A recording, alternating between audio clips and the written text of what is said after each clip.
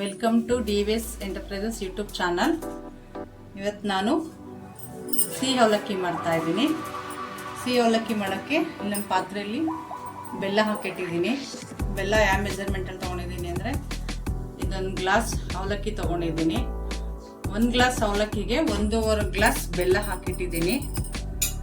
ಅದು 1.5 ಗ್ಲಾಸ್ ಬೆಲ್ಲ ತೊಗೊಂಡಿರೋದಕ್ಕೆ 1 ಗ್ಲಾಸ್ ಬೆಲ್ಲ, 1 ಗ್ಲಾಸ್ ಬೆಲ್ಲ, 1 ಗ್ಲಾಸ್ ಅವಲಕ್ಕಿ, ಆಮೇಲೆ ಇದೇ ಗ್ಲಾಸಲ್ಲಿ 3 ಗ್ಲಾಸ್ ನೀರು ಹಾಕ್ತೀನಿ ನಾನು. ಅದು ಬೆಲ್ಲ ಹಾಕ್ತಿದ್ದೆ, ಈಗ 2 ಮತ್ತು 3. ಇದು ಸ್ವಲ್ಪ ಬೆಲ್ಲ ಕುದಿ ಬರಬೇಕು. ಗ್ಯಾಸ್ ಆನ್ ಮಾಡ್ತೀನಿ. ಬೆಲ್ಲ ಇದ್ದು ಕುದಿ ಬರಬೇಕು. ಬೆಲ್ಲ ಎಲ್ಲ ಕರಗಿ ಕುದಿ ಬರುತ್ತೆ. ನಾನು ಅಷ್ಟರೊಳಗೆ ಅವಲಕ್ಕಿ ಬಿಟ್ಕೋತೀನಿ. 1 ಗ್ಲಾಸ್ ಅವಲಕ್ಕಿ ತೊಗೊಂಡಿದ್ದೆ ಮತ್ತು 1.5 ಗ್ಲಾಸ್ ಬೆಲ್ಲ ಹಾಕಿ ಅದಕ್ಕೆ 3 ಗ್ಲಾಸ್ ನೀರು ಹಾಕಿದ್ದೀನಿ. ಅವಲಕ್ಕಿ ಒಂದು 3 ಸಲ ತೊಳ್ಕೊತೀನಿ. ಅವಲಕ್ಕಿ 3 ಸಲ ತೊಳೆದಿಟ್ಕೊಂಡು ಬೆಲ್ಲ ಕರಗ್ತಾ ಇದೆ.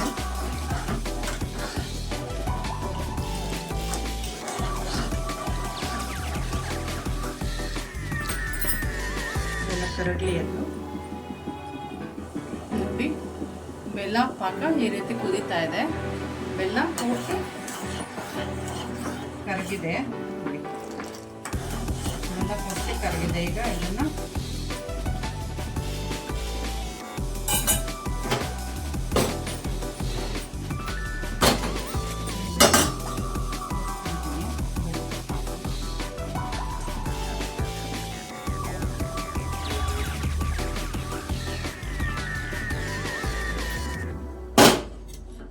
ಸೋದಿಸ್ಕೊಂಡಿದ್ದೀನಿ.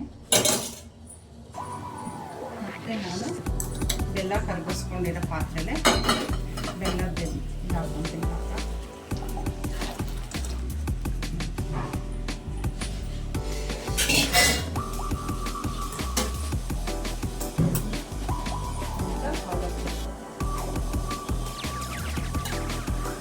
ಅವಲಕ್ಕಿ ತೊಳೆದು ಇಟ್ಕೊಂಡಿದ್ನಲ್ಲ, ಈಗ ಅವಲಕ್ಕಿ ಹಾಕೋತೀನಿ. ಕುದಿ ಬರ್ತಾ ಇದೆ.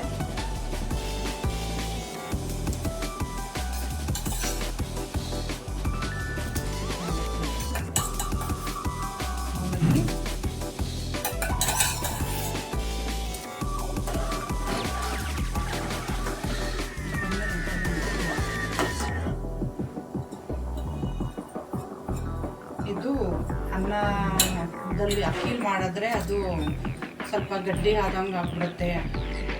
ಅದು ಆರೋಗ್ಯ ಸ್ವಲ್ಪ ಗಟ್ಟಿ ಆಗ್ಬಿಡುತ್ತೆ. ಇದು ಅವಲಕ್ಕಿಗೆ ಹಂಗೆ ಆಗಲ್ಲ.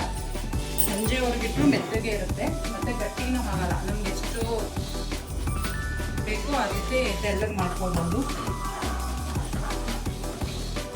ಸೇಮ್ ಅಕ್ಕಿ ಹೆಂಗೆ ಬೇಯಿಸ್ಕೊತೀವಿ ಬೆಲ್ಲದ ಇದರಲ್ಲಿ ಇದು ಯಾವುದು.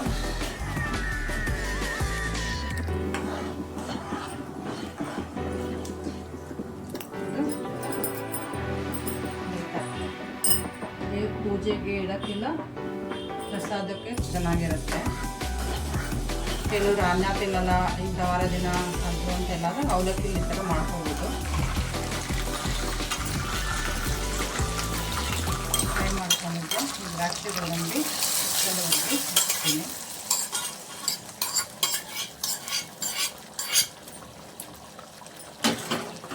ಲಾಸ್ಟಲ್ಲಿ ಸ್ವಲ್ಪ ಏಲಕ್ಕಿ ಫ್ಲೇವರ್ ಹಾಕಿದ್ದೀನಿ. 1-2 ಏಲಕ್ಕಿ ಹಾಕಿದ್ದೀನಿ. ಆಮೇಲೆ ಇದು ಕೊಬ್ಬರಿ ತುರಿ, ಲಾಸ್ಟಲ್ಲಿ ಕೊಬ್ಬರಿ ತುರಿ.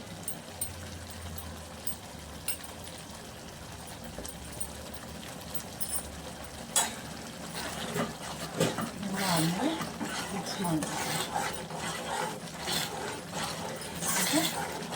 ಆಗಿದೆ. 1-2 ನಿಮಿಷ ತುಪ್ಪದಲ್ಲಿ ಕೊಬ್ಬರಿ ಮತ್ತು ಇದೆಲ್ಲ ಸ್ವಲ್ಪ ಬೇಯಕ್ಕೆ ಸಿಮ್ಮಲ್ಲಿ ಇಟ್ಬಿಡ್ತೀನಿ.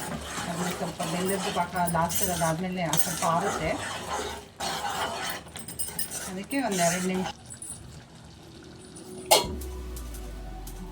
ಮುಚ್ಚಿಟ್ಟು 1-2 ನಿಮಿಷ ಸಿಮ್ಮಲ್ಲಿ ಬೇಯ್ತಾ ಇದೆ.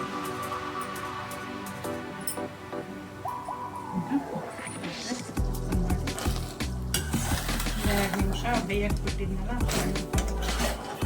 ನೋಡಿ ಹೇಗಿದೆ ಅವಲಕ್ಕಿ ಪೊಂಗಲ್. ಹೇಗಿದೆ ಟ್ರೈ ಮಾಡಿ, ಕಮೆಂಟ್ ಮಾಡಿ, ಶೇರ್ ಮಾಡಿ. Thank you.